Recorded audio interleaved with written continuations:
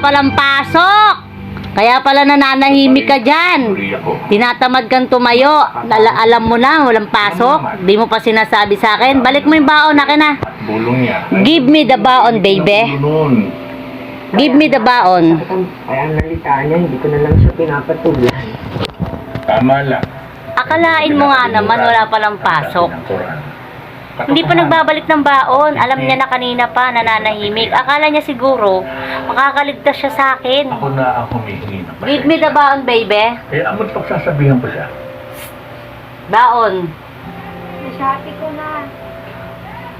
Ha? Akalain mo walang pasok pero isinapi yung baon, hindi ibinalik. Di ba magaling? Ano sabi mo? Ano sabi mo? Nasabi ko na nga, ubus na. Hala, hindi binalik yung baon sa akin. Sinapi niya na. Magaling. Di ba? Magaling na diskarte. Nalaman na walang pasok. Ayun.